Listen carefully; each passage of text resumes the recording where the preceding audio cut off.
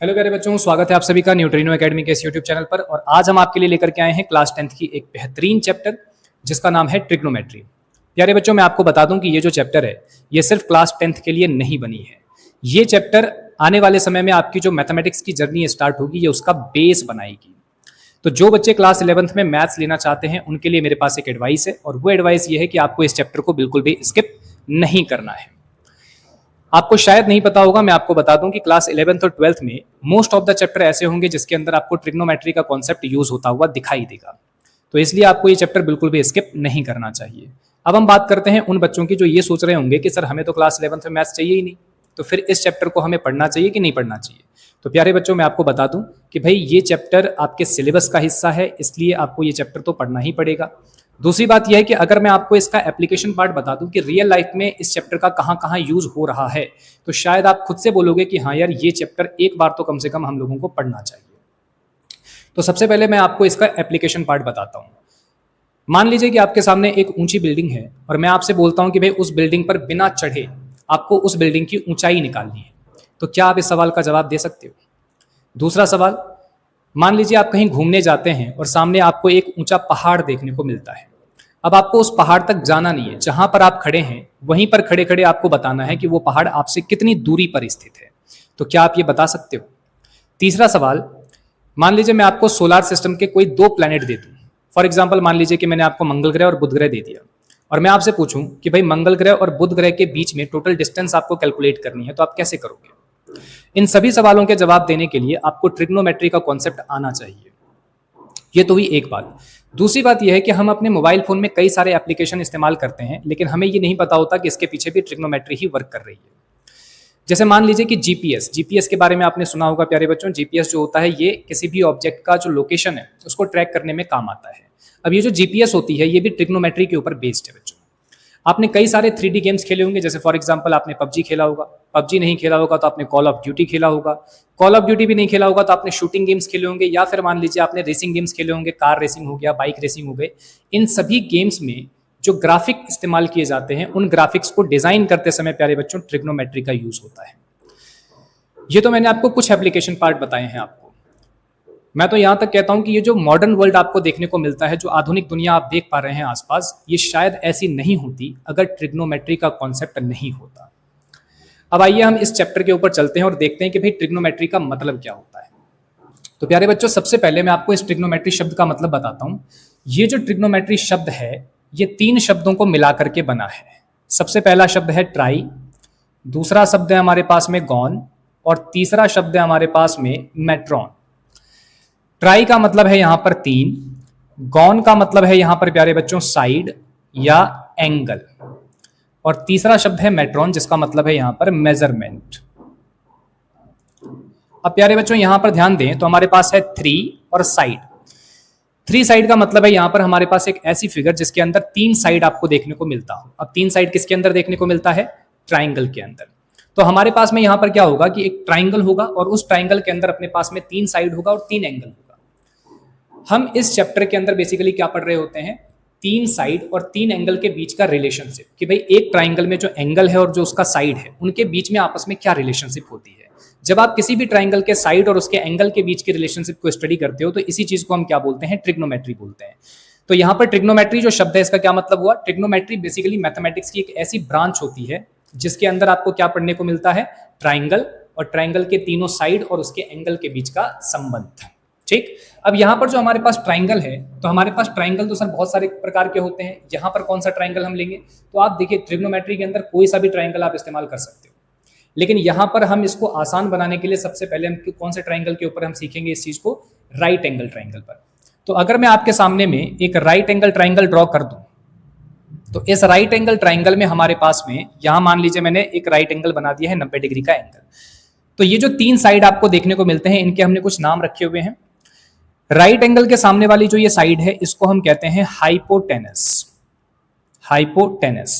अब बाकी के जो दो साइड आपको मिल रहे हैं, इन दो साइडों में से एक होगा हमारा बेस और एक होता है हमारे पास परपेंडिकुलर। अब देखिए बेस और परपेंडिकुलर को डिसाइड अगर हमें करना है तो इसके लिए आपको कोई ना कोई एक एंगल जो है वो रेफरेंस में आपको लेना पड़ता है। मान लीजिए यहां पर अगर मैंने एक एंगल ड्रॉ कर दिया है, तो यहां पर सबसे पहली बात, इस एंगल को हम रिप्रेजेंट किस चीज से करते हैं? या तो आप इसको एक्स से रिप्रेजेंट कर लो, वाई से रिप्रेजेंट कर लो, किसी भी चीज से आप रिप्रेजेंट कर सकते हो, लेकिन स्टैंडर्ड तरीका जो हमारे ट्रिग्नोमेट्री में होता है वो ये है कि हम इसको रिप्रेजेंट करते हैं थीटा से। ये जो मैं सिंबल बना रहा हूं ये ग्रीक सिंबल है, इसको हम कहते हैं थीटा। अब देखिए जहां पर भी मैं ये थीटा बना दूंगा उसके अपोजिट जो साइड होगा, इस अपोजिट साइड को हम बोलते हैं परपेंडिकुलर। इसे हम क्या बोलते हैं? परपेंडिकुलर। शॉर्ट में इसको हम बोलते हैं पी। और जो थर्ड साइड आपकी बच चुकी है इसको हम बोलते हैं बेस। इसको डिनोट करते हैं हम कैपिटल बी से और हाइपोटेनस को कैपिटल एच से। अब प्यारे बच्चों अगर मैंने थीटा यहां बनाया है तो परपेंडिकुलर ये बन चुका है हमारा, लेकिन अगर मैं थीटा को यहां ऊपर बना दूं तो इस हिसाब से हमारा जो फिगर बनेगा वो कुछ इस तरीके से बन जाएगा। ये रहा हमारा 90 डिग्री। 90 डिग्री के सामने वाला जो साइड होगा वो हमेशा हमारा क्या होगा? हाइपोटेनस। थीटा अब की बार नीचे के बजाय मैं ऊपर अगर बना रहा हूं तो बच्चे यहां थीटा अगर मैं बना दूं तो थीटा के अपोजिट ये वाली साइड अब की बार हमारा क्या हो जाएगा? परपेंडिकुलर। और ये वाली जो साइड है वो हमारा क्या बन जाएगा? बेस बन जाएगा। तो प्यारे बच्चों यहां पर हाइपोटेनस तो आपका हमेशा फिक्स रहेगा, लेकिन थीटा जैसे जैसे आप चेंज करोगे, अगर थीटा नीचे है तो परपेंडिकुलर ये हो जाएगा, और अगर थीटा अगर आपका ऊपर है तो आपका परपेंडिकुलर नीचे वाला बन जाएगा। तो परपेंडिकुलर और बेस ये इस बात पर डिपेंड करता है कि आपका थीटा कहां पर लाई कर रहा है। ठीक है, अब हम बात करते हैं इसमें कुछ ट्रिग्नोमेट्रिक रेशियोज की, कि ट्रिग्नोमेट्रिक रेशियोज क्या होता है। एक बार इसका स्क्रीनशॉट ले लें, उसके बाद हम आगे बढ़ते हैं। आइए प्यारे बच्चों अब हम बात करते हैं ट्रिग्नोमेट्रिक रेशियोज की, कि ट्रिग्नोमेट्रिक रेशियो क्या होती है। तो बेसिकली हमारे पास क्या होगा? एक राइट एंगल ट्राइंगल होगा जिसके हमारे पास में 3 साइडें होंगी। आपको क्या करना है? एक समय पर कोई भी 2 साइड को आपको पिक करना है और उसका रेशियो निकाल देना है। वो जो रेशियो निकलेगा उसी को हम क्या बोलेंगे यहाँ पर? Trigonometric ratios. आइए देखते हैं किस तरीके से निकालेंगे। तो मान लीजिए हमारे पास में एक राइट एंगल ट्राइंगल है यहाँ पर, ये हमारा हो गया 90 डिग्री। यहाँ पर मैंने बना लिया है थीटा। अब थीटा के सामने क्या होता है? परपेंडिकुलर। 90 के सामने क्या होता है? हाइपोटेनस। और ये हमारा क्या हो गया? बेस हो गया। अब इसमें से कोई भी 2 साइड आप रैंडमली कुछ भी चूज कर सकते हो। जैसे फॉर एग्जांपल मैंने यहाँ पर परपेंडिकुलर और हाइपोटेनस को चूज किया, तो यहाँ पर किस तरीके से मैं निकाल सकता हूँ रेशियो? या तो मैं परपेंडिकुलर को हाइपोटेनस से डिवाइड कर दूं, या फिर मैं हाइपोटेनस को परपेंडिकुलर से डिवाइड कर दूं। यही 2 तरीके निकालने के। अब जब मैं परपेंडिकुलर को हाइपोटेनस से डिवाइड करता हूं तो इसको हमने नाम दिया हुआ है साइन थीटा। इसका फुल फॉर्म होता है प्यारे बच्चों साइन थीटा। यहाँ ई होता है जबकि यहाँ पर ई नहीं होता। इसी तरीके से हाइपोटेनस को जब मैं परपेंडिकुलर से डिवाइड करता हूं तो इसको हम कहते हैं कोसेक थीटा। कोसेक थीटा इसका फुल फॉर्म होता है कोसिकेंट थीटा। ये जो नाम है भाई बहुत इंपॉर्टेंट है, ये नाम आपको ध्यान रखना है कि किसको डिवाइड करने पर क्या रेशियो निकलता है हमारा। अब हमने परपेंडिकुलर और हाइपोटेनस का देख लिया है, अब हम देखते हैं बेस और हाइपोटेनस का, कि जब हम बेस को हाइपोटेनस से डिवाइड करते हैं तो क्या मिलता है, या हाइपोटेनस को बेस से डिवाइड करोगे तो क्या मिलेगा। तो जब आप बेस को हाइपोटेनस से डिवाइड करते हो तो इस रेशियो को हम बोलते हैं प्यारे बच्चों कॉस थीटा। इसका फुल फॉर्म होता है कोसाइन थीटा। इसी तरीके से जब आप हाइपोटेनस को बेस से डिवाइड करते हो तो इसको हम बोलते हैं सेक थीटा। इसका फुल फॉर्म होता है सीकेंट थीटा।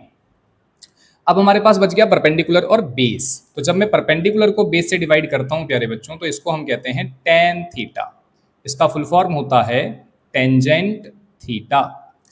इसी तरीके से जब मैं बेस को परपेंडिकुलर से डिवाइड करूंगा तो ये हमारा कहलाएगा कॉट थीटा, जिसका फुल फॉर्म है कोटेंजेंट थीटा। तो ये हमारे पास में 6 बेसिक ट्रिग्नोमेट्रिक रेशियोज निकल करके आता है। अब इन 6 के 6 रेशियो में आपस में भी कुछ ना कुछ रिलेशनशिप है। तो अगर आपको वो ऑब्जर्व हो रहा है तो बहुत अच्छी बात है, और नहीं हो पा रहा है ऑब्जर्व तो इसको नोट करिए। अभी हम देखते हैं कि इनके बीच में आपस में क्या संबंध है। आइए प्यारे बच्चों अब हम देखते हैं कि भाई ये जो 6 ट्रिग्नोमेट्रिक रेशियोज अभी आपने देखा है इनके बीच में आपस में क्या रिलेशनशिप है।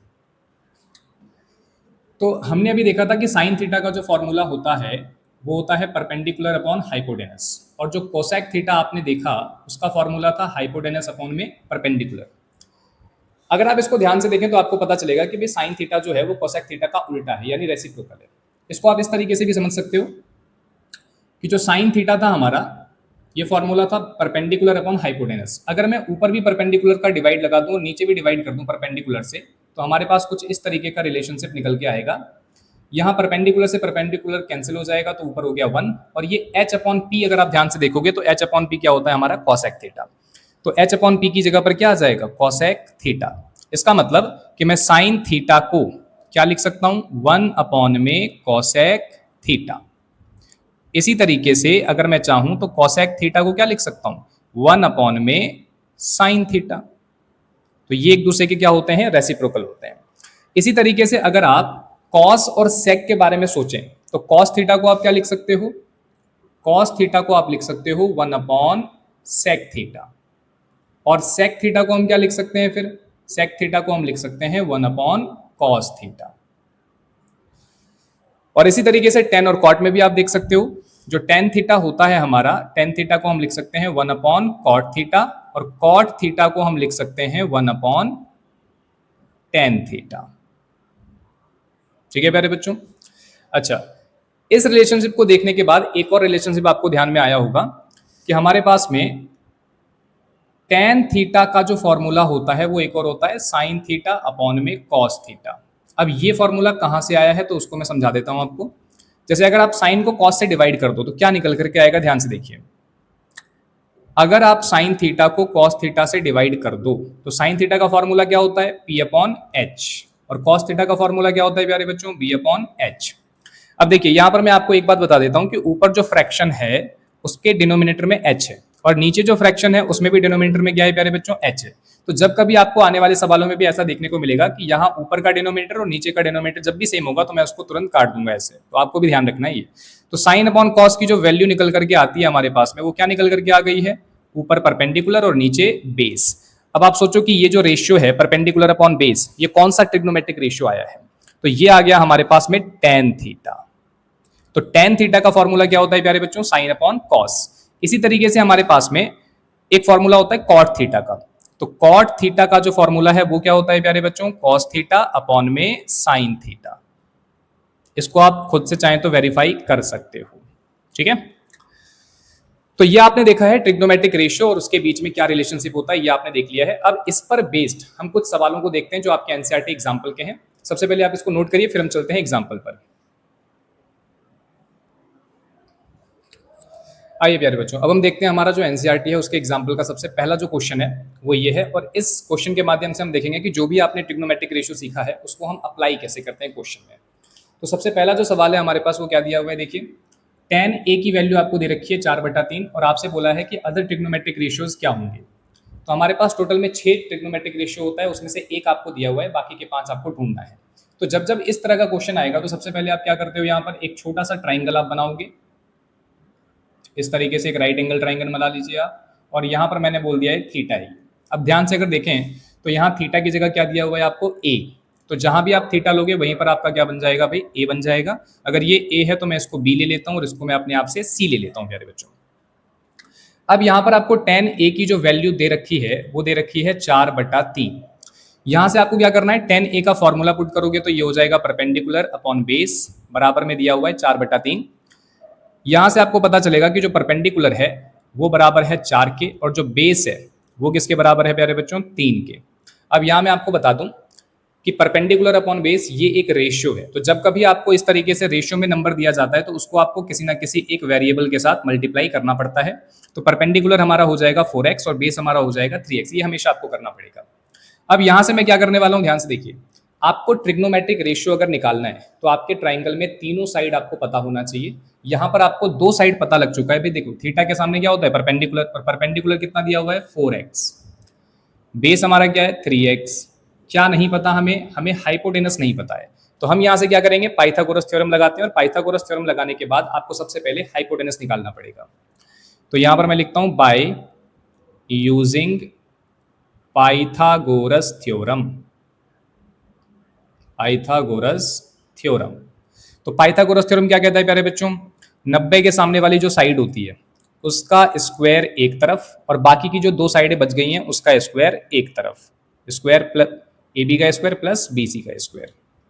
अब यहाँ से ए सी क्या है हमारे पास वो नहीं पता हमें, तो ए सी का स्क्वायर ऐसे ही छोड़ देते हैं। ए बी कितना है हमारे पास में, वो है 3x, तो 3x का whole square plus B C कितना है हमारे पास में 4x, तो ये हो जाएगा 4x का स्क्वायर। अब इसको सॉल्व करते हैं तो ये आ जाएगा हमारे पास में 9x स्क्वायर प्लस में 16x स्क्वायर, यहाँ से ए सी का स्क्वायर हो गया हमारे पास में 25x स्क्वायर। अब स्क्वायर को जब मैं उधर लेके चलूंगा तो ए सी बराबर क्या हो जाएगा, √25x स्क्वायर, जिसकी वैल्यू आ जाएगी 5x के बराबर। ठीक है, अब यहाँ कुछ बच्चे बोलेंगे कि सर अंडर रूट की वैल्यू तो प्लस माइनस होती है, प्यारे बच्चों यहाँ पर मैं आपको बता दूं कि प्लस माइनस होती तो है, लेकिन आपको प्लस में ही लेके चलना है, क्योंकि AC जो है वो हमारी लेंथ है और लेंथ कभी भी नेगेटिव नहीं होती है। तो अब हमारे पास में तीनों साइड आपने पता लगा लिया है। तो अब जब तीनों साइड आपको पता लग जाता है तो उसके बाद आप कोई सा भी रेशियो निकाल सकते हो। तो सबसे पहले हम निकालते हैं यहाँ पर साइन थीटा या साइन ए। जो हमारा थीटा है वो कहाँ पर है, ए पर है। तो साइन ए का फॉर्मूला क्या होता है प्यारे बच्चों, वो होता है परपेंडिकुलर अपॉन हाइपोटेनस। तो परपेंडिकुलर क्या है हमारे पास में, देखो थीटा के सामने क्या होता है परपेंडिकुलर, वो है हमारा 4x डिवाइड बाई हाइपोटेनस कितना है प्यारे बच्चों हमारे पास 90 के सामने वाली साइड, वो है हमारे पास में 5x। तो यहाँ से x से x कैंसिल आउट हो गया, तो हमारा आंसर आ गया 4/5। इसी तरीके से मैं निकालना चाहूंगा भाई cos a। तो cos a का फॉर्मूला क्या होता है, बेस अपॉन हाइपोटेनस। बेस क्या है हमारे पास प्यारे बच्चों 3x, अपॉन में हाइपोटेनस है 5x, x से x कैंसिल आउट, तो आंसर आ गया 3/5। अब देखो tan a की जो वैल्यू है वो तो दे ही रखी है आपको, तो tan a छोड़ दीजिए, बाकी अब क्या निकालोगे cot a। cot a का फॉर्मूला क्या होता है प्यारे बच्चों, बेस अपॉन परपेंडिकुलर। तो बेस अपॉन परपेंडिकुलर की वैल्यू क्या हो जाएगी हमारे पास, देखो बेस क्या है हमारे पास में 3x है और परपेंडिकुलर क्या है हमारे पास में 4x है। तो x से x कैंसिल आउट हो गया, हमारा पास आ गया 3/4। अब अगर आप ध्यान से देखो तो tan a की जो वैल्यू थी वो 4/3 है, जबकि cot a की वैल्यू क्या आ रही है 3/4। मतलब ये दोनों एक दूसरे के क्या होते हैं, रेसिप्रोकल होते हैं। अच्छा cot a हो चुका, अब निकाल लेते हैं sec a। तो प्यारे बच्चों sec a जो होता है वो cos a का उल्टा होता है। तो cos a आप निकाल चुके हो, तो sec a कितना हो जाएगा 5/3। इसी तरीके से cosec a जो होगा वो sin a का उल्टा होगा। तो sin a की वैल्यू है 4/5, तो cosec a क्या हो जाएगा 5/4। तो इस तरीके से आपने देखा कि हम ट्रिग्नोमेट्रिक रेशियोज का किस तरीके से इस्तेमाल करते हैं। इसको नोट करिए, हम बढ़ते हैं अगले सवाल की तरफ। आइए प्यारे बच्चों, अब हम बढ़ते हैं अगले सवाल की तरफ। इस सवाल के दो पार्ट हैं, एक पार्ट तो मैं करूंगा और दूसरा पार्ट जो है वो आपको खुद से करना है, ये आपका होमवर्क रहेगा।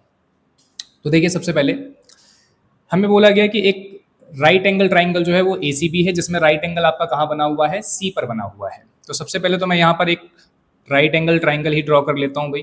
ये हमारे पास में एक राइट एंगल ट्राइंगल हो गया, जिसमें राइट एंगल कहाँ पर बना हुआ है, C पर। तो ये जो हमारा राइट एंगल है ये हर हालत में C होगा हमारा। अब हमारे पास बच गया A और B। तो A आप यहाँ भी ले सकते हो, यहाँ भी ले सकते हो, आपकी मर्जी है। तो मैं यहाँ पर ले लेता हूँ प्यारे बच्चों B और यहाँ पर ले लेता हूँ A। अब आपको एक चीज़ और दी गई है कि ABC जो है वो थीटा है। तो यहाँ पर ABC ये वाली जो एंगल है ये हमारा क्या हो गया प्यारे बच्चों, थीटा हो गया। आप B को ऊपर भी ले सकते थे, A को नीचे भी ले सकते हो, तो थीटा आपका ऊपर चला जाएगा, आंसर पे कोई फर्क नहीं पड़ेगा। अब हमारे पास क्या क्या चीज गिवन है, ध्यान से देखते हैं भाई।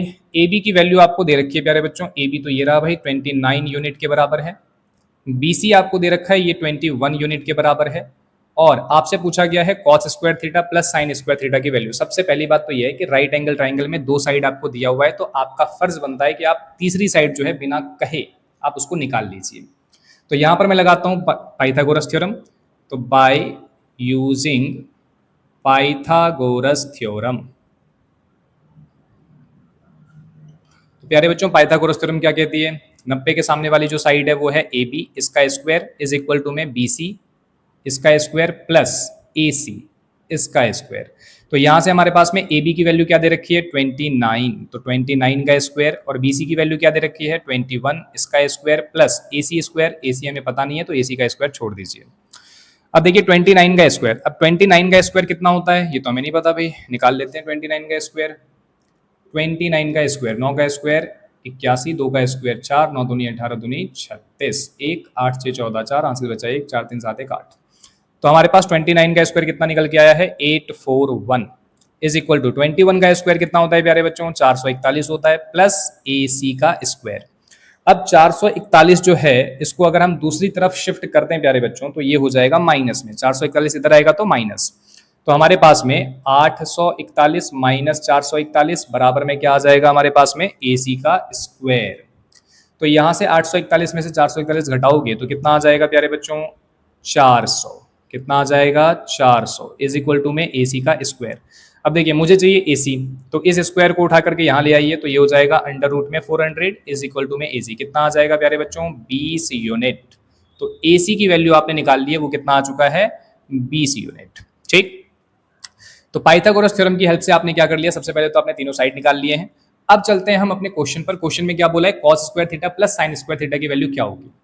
तो सबसे पहले हम निकालते हैं यहाँ पर प्यारे बच्चों कॉस थीटा की वैल्यू, देखते हैं क्या आता है भाई।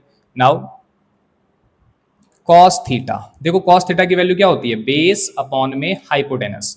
तो हमारे पास में बेस क्या है, ये थीटा है, थीटा के सामने परपेंडिकुलर होता है, तो ये हमारा हो जाएगा बेस। तो 21 यूनिट डिवाइड बाई हाइपोटेनस कितना है 29। तो ये तो हो गया हमारे पास कॉस थीटा। अब हम निकाल लेते हैं साइन थीटा कि भाई साइन थीटा की वैल्यू क्या है, क्यों, क्योंकि साइन थीटा भी तो चाहिए हमें। तो साइन थीटा का फॉर्मूला क्या होता है प्यारे बच्चों, परपेंडिकुलर अपॉन हाइपोटेनस। तो परपेंडिकुलर क्या होगा, थीटा के सामने परपेंडिकुलर यानी कि 20 यूनिट, और हाइपोटेनस क्या है हमारे पास में 29 यूनिट। तो ये हो गया कॉस थीटा की वैल्यू, ये हो गया हमारा साइन थीटा की वैल्यू। अब हमें जो चाहिए वो क्या चाहिए, cos square theta plus sine square theta. तो मैं थोड़ा सा इसको रब करने जा रहा हूं। हमें चाहिए cos square theta plus sine square theta. तो यहां लिखते हैं भाई cos square theta plus sine square theta, इसकी वैल्यू निकालनी है हमें। तो कॉस थीटा की वैल्यू क्या थी हमारे पास 21/29। तो 21 अपॉन में 29, इस पूरे का क्या निकालना है अपने का, स्क्वायर, क्योंकि कॉस थीटा का क्या है यहाँ पे स्क्वायर है। प्लस साइन थीटा की वैल्यू क्या है हमारे पास में 20/29। तो यहाँ पर मैं लिख देता हूँ 20/29, और इस पूरे का क्या हो जाएगा, स्क्वायर हो जाएगा।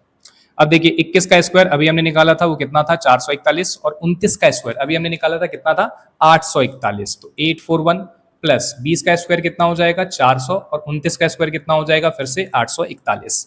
अब देखिए आपका जो डिनोमिनेटर है वो बिल्कुल सेम है, तो आपको एलसीएम की भी जरूरत नहीं है, डायरेक्ट आप प्लस कर सकते हो। 441 प्लस 400 कितना हो जाएगा प्यारे बच्चों 841, और डिवाइड में क्या है 841, तो ऊपर नीचे सेम हो चुका है, तो कट के आंसर कितना आ गया 1 आ गया। देखिए अभी हमने आइडेंटिटी नहीं पढ़ी है, लेकिन अगर हमने आइडेंटिटी पढ़ी होती तो इस सवाल को करने के लिए हमें इतना लंबा प्रोसेस करने की कोई जरूरत नहीं थी। कभी भी sine square theta plus cos square theta आता है, इसका आंसर हमेशा ही क्या आता है प्यारे बच्चों 1 आता है। ये ट्रिग्नोमेट्रिक आइडेंटिटी है, ये आगे चल करके आपको बताया जाएगा। अब पहला सवाल तो मैंने कर दिया है, अब आपको ये सेकंड पार्ट खुद से करना है, ठीक है। चलिए उधार लीजिए, बढ़ते हैं अगले सवाल की तरफ।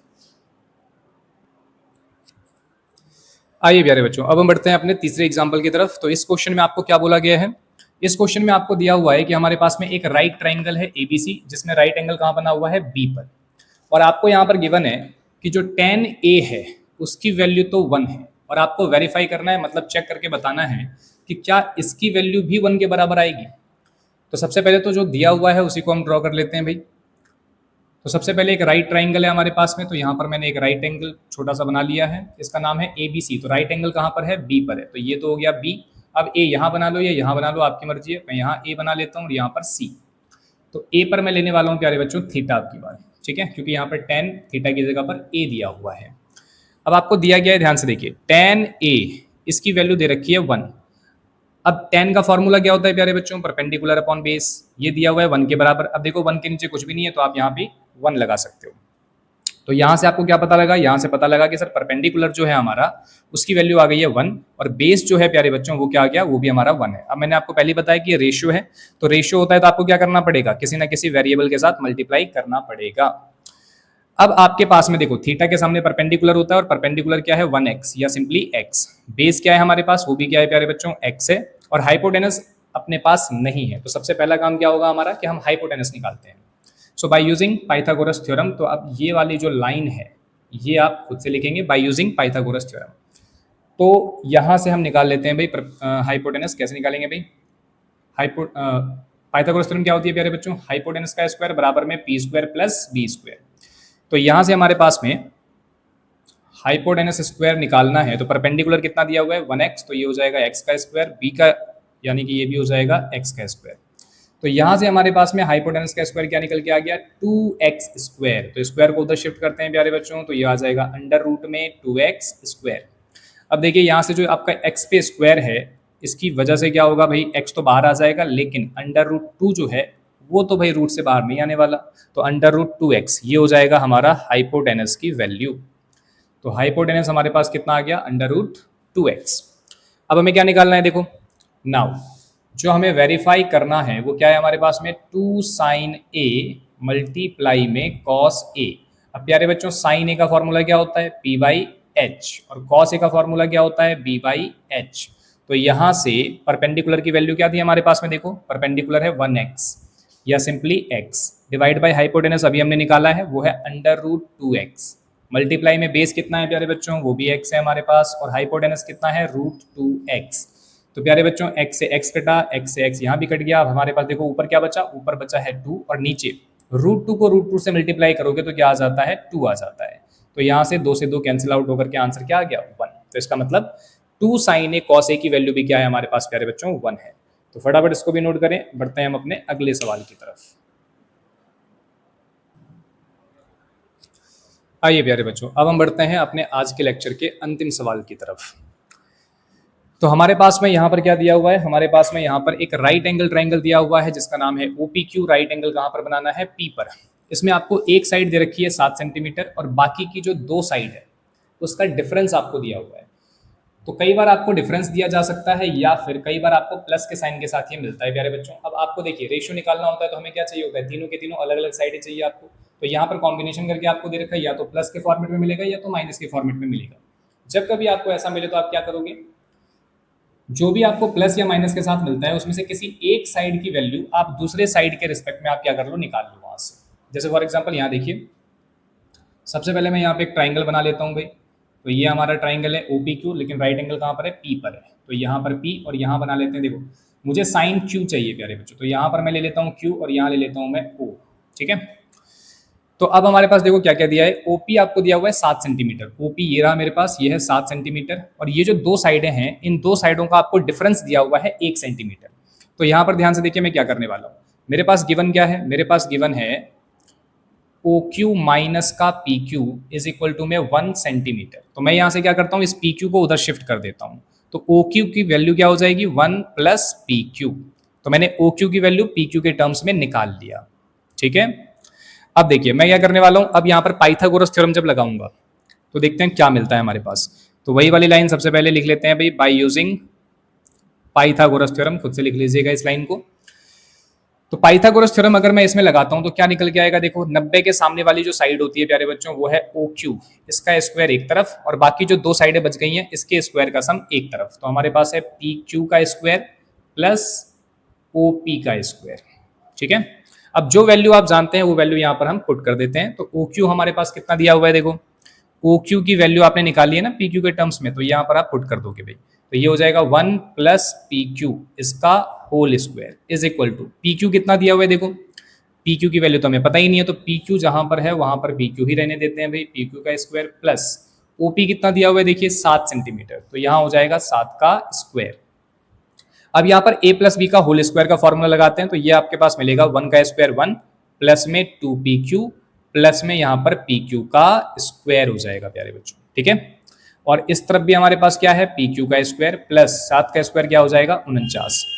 दोनों तरफ जो जो सेम चीजें आपको नजर आ रही हैं उसको आप कैंसिल आउट कर सकते हो। तो PQ का स्क्वायर यहाँ से कैंसिल आउट, और यहाँ से हमारे पास मिल जाएगा, अब देखो 1 यहाँ पर प्लस का है, उधर लेके चलेंगे तो क्या मिल जाएगा, माइनस का। तो यहाँ से 49 माइनस का 1, तो यहाँ से 2PQ इज इक्वल टू आ गया 48, और PQ की वैल्यू यहाँ से आ जाएगी 48 डिवाइड बाई 2। तो प्यारे बच्चों PQ की वैल्यू कितनी आ गई हमारे पास, 24 सेंटीमीटर। ठीक है, क्योंकि सेंटीमीटर में दिया हुआ है तो सेंटीमीटर में ही निकलेगा। अब यहाँ से आपने PQ की वैल्यू भी निकाल ली है, कितना आ गया है 24 सेंटीमीटर। और OQ, ये देखिए OQ आपके पास कहाँ था, OQ था हमारे पास में 1 प्लस PQ। सो देयरफॉर हमारे पास यहाँ से OQ की जो वैल्यू है वो क्या है, 1 प्लस PQ है ना। तो 1 प्लस PQ में 1 प्लस PQ की वैल्यू कितनी निकाली आपने, 24 सेंटीमीटर। तो यहाँ से हमारे पास आ जाएगा 25 सेंटीमीटर। तो OQ की वैल्यू हमने निकाल ली है, ये आ चुकी है 25 सेंटीमीटर। तो अब हमारे पास प्यारे बच्चों तीनों ही साइड निकाल लिया है हमने। तो जब तीनों साइड निकल जाएगा तो आप कोई सी भी रेशियो निकाल सकते हो। तो हमारे पास क्या निकालना है भाई, साइन Q और कॉस Q। तो मैं थोड़ा सा इसको रब कर देता हूं भाई जगह के लिए। तो हमें निकालना था साइन Q, तो इसका मतलब है Q पर आपको क्या बनाना है प्यारे बच्चों, इस बार थीटा। तो अगर मुझे साइन Q निकालना है तो साइन Q का फॉर्मूला क्या होता है, परपेंडिकुलर अपॉन हाइपोटेनस। तो इस Q पर थीटा है, थीटा के सामने परपेंडिकुलर होता है, इसका मतलब परपेंडिकुलर क्या है प्यारे बच्चों, 7 सेंटीमीटर, और हाइपोटेनस क्या है हमारे पास में 25 सेंटीमीटर। तो सेंटीमीटर सेंटीमीटर कैंसिल आउट, तो क्या निकल के आ गया मेरे पास 7/25। इसी तरीके से मुझे क्या निकालना है प्यारे बच्चों, कॉस Q। तो कॉस Q का फॉर्मूला होता है बेस अपॉन हाइपोटेनस।